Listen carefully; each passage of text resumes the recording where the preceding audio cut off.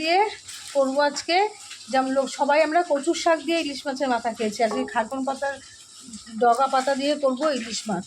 তো দেখতে থাকো, এই খারকন পাতাগুলো দিয়ে করবো হচ্ছে ইলিশ মাছ। কচুর শাক যেমন করি, খারকন পাতার ইলিশ মাছের মাথা দিয়ে করবো। তো চলো দেখতে থাকো। ভালো করে ধুয়ে নিয়েছি আর এই ছোটো ছোটো করে কেটে কেটে নিয়েছি। আর নিয়ে নিয়েছি এখানে হচ্ছে টমেটো, রসুন আর হচ্ছে পেঁয়াজ নিয়ে নিয়েছি। মাছের মাথাটা নুন টুন মাখা হয়ে গেছে, কড়াইটা গরম হয়ে এসছে। একটু গরম হলে এর মধ্যে মাছের মাথাটা আগে ভেজে নেব। তেলটা গরম হয়ে গেছে, মাছের মাথাটা একটা একটা করে দিয়ে দেবো এখন।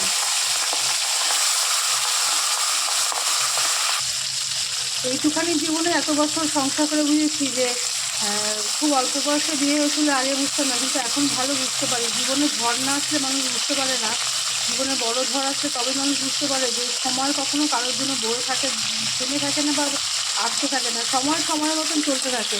এই যেমন দেখো, কালকে আমাদের কত কষ্ট ছিল মনে, যে মেয়েটা জন্মদিন ছিল। আজকে ছোটো মেয়েটা থাকলে পরে কত সুন্দর করে ধুমধাম করে জন্মদিন সেলিব্রেট করতাম আমরা, কিন্তু পারিনি। কালকের একটা দিন অন্যরকম ছিল। আর হট করে দেখো ঘুম থেকে উঠেই আরেকটা নতুন রূপে আবার আগের মতন ফিরে এসেছে। এটাই হচ্ছে সময়, তাই না?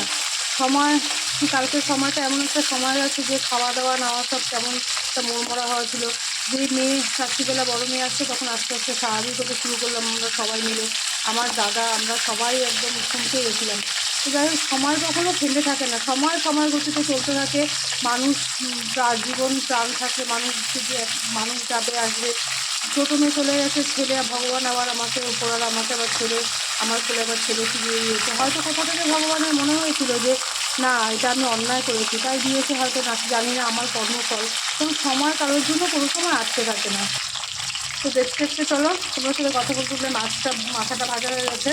ভেজেছি কড়া করে, তবে খুব একটা কড়া করে ভাজিনি, এরকম ভেজে তো মাথাটাকে তুলে রাখবো। তো তেলটা, মাছের মাথাটা ভাজা হয়ে গেছে। এর মধ্যে তেলটা গরম ছিল বলে এর মধ্যে শুকনো লঙ্কা, পেঁয়াজ, অল্প একটু পেঁয়াজ দিয়েছি, একটু টমেটো দিয়েছি এক টুকরো, আর রসুন দিয়েছি। এগুলো একটু ভাজা ভাজা হবে। তারপরে এর মধ্যে শাকটা যেমন করি, কচুর শাকটা তারপরে এর মধ্যে দিয়ে দেবো। তো প্রথমেই হচ্ছে, সবাই মানুষ অভ্যাসের দাস। এই রেসিপিটা কিন্তু এর আগে কোনোদিনও করিনি আমি। তোমরা করেছো কিনা জানি না, আমি অন্তত করিনি। কারণ কচুর শাক দিয়ে ইলিশ মাছের মাথা খেয়েছি, আমার বাড়ির তো সবাই অবাক শুনে। তো আমি বললাম না, আজকে একদিনটা ট্রাই করে দেখবো। মানুষ হচ্ছে অভ্যাসের দাস, সব কিছুই আসলে শিখে যায়। এই যেমন তোমাদের বললাম, শেয়ার করলাম যে নিয়ে চলে যাওয়ার পরে মনে হচ্ছিলো কীভাবে থাকবো, হয়তো আমার জীবন তো স্তব্ধ হয়ে গেছে, কী করে চলবে না চলবে বুঝতে পারিনি। আস্তে আস্তে চলতে শুরু করেছি। ছেলে আসলো, আমার কোলযুগে আবার ছেলে আসলো, এসে সুন্দরভাবে আবার জীবন যাপন করতে শুরু করলাম। তারপর আস্তে আস্তে ছেলে একটু বড় হলো, হতে হতে মেয়ের বিয়ে হয়ে গেল। এবার মেয়ের বিয়ে যখন কথাবার্তা পাকা শুরু হয়ে গেছিলো, তখন ভাবতেছিলাম যে কীভাবে মেয়েকে ছাড়া আমরা থাকবো। কারণ ছোটো মেয়ে যাওয়ার পরে মেয়েকে ছাড়া কোনোদিনও থাকিনি। তো অনেক কষ্ট হতো, অনেক কষ্ট হতো। আস্তে তারপরে ভাবতাম যে আমার ছেলেটার কী হবে। আস্তে আস্তে আমার ছেলেও ঠিক সময়ের সাথে সাথে আস্তে আস্তে বুঝতে শিখে গেছে যে ও দিদির বিয়ে হয়ে গেছে, দিদিকে এখন শ্বশুরবাড়ি থাকতে হবে, কিছু করার নেই। কথা খেয়ালে ভুলে গেছিলাম কাঁচা লঙ্কা দিতে। কাঁচা লঙ্কা না দিলে তো একটা ফ্লেভার একটা সুন্দর আসে না। কারণ লঙ্কাগুলো তো দেবো না, শুকনো লঙ্কা জাস্ট ভেজে দিয়েছিলাম। তো কাঁচা লঙ্কাগুলো এর মধ্যে দিয়ে দিচ্ছি এখন। এবার আস্তে আস্তে এর মধ্যে শাকগুলো দিয়ে দেবো আস্তে আস্তে। শাকটা পুরোটাই দিয়ে দেবো। জানি না কেমন হবে, আশা করি তো ভালোই হবে। কারণ যে কোনো রান্নাই ধৈর্য ধরে করতে পারলে সব কিছুই ভালো লাগে খেতে। একটা একটা করে দিয়ে দিলাম।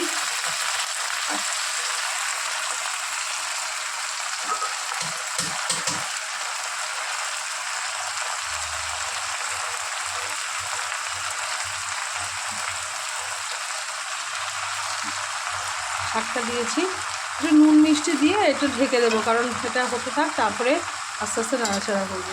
নুন হলুদ দিয়ে গুছিয়ে নিয়েছি। এবার এর মধ্যে দিয়ে দেবো মাছের মাথাটা। এখনই দিয়ে দিলাম, কারণ এটা মাছের মাথাটা তেলটা এর মধ্যে একদম মিশে যাবে। এবার এটাকে ঢেকে দেবো, ঢেকে সিম করে দিয়েছি। এই দেখো শাকটা এরকম হয়ে এসেছে। এবার এটাকে আরেকটা ভুল আছে, সিম করে দিয়েছিলাম। এবার এটাকে ভালো করে শাকটাকে ঘেটে দিতে লাগবে। মাছের মাথাটা শাকটা ঘেটে দেবো, দিয়ে এবার এটাকে জোরে করে দিয়েছি আঁচটা, আর আস্তে দেবো না আঁচটা। দেখতে দেখতে হয়ে গেল দেখো কচুর শাকটা। এইভাবেই করলাম।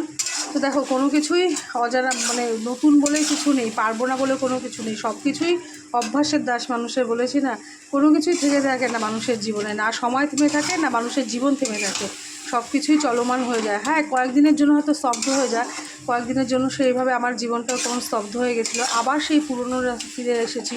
কালকে যেমন আমার জীবনটা মনে হচ্ছিলো কোথা থেকে স্তব্ধ হয়ে আসছে, কিন্তু দেখো আজকে তো সেই সকালবেলা ঘুম থেকে উঠে কাজকর্ম সবই করতে হচ্ছে, করতেই হবে, করবোই পারবে না কেন।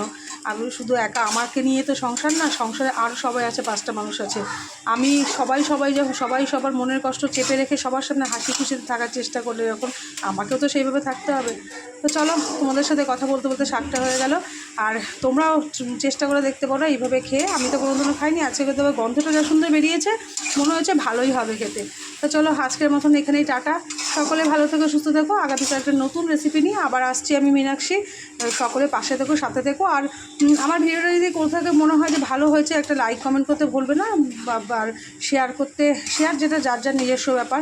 আরও হ্যাঁ, বাড়ির বেঁচে যাওয়া খাবারটি না রাস্তার ডাস্টবিনে কিংবা ড্রেনে না ফেলে দিয়ে যদি আমরা রাস্তার সারমেয়গুলোকে বিড়াল কুকুর দিতে পারি, দেখবে ওরা খেয়ে বাঁচলে না আমরাও মন থেকে শান্তি পাবো। সকলে ভালো থাকবেন, সুস্থ থাকবেন, টাটা।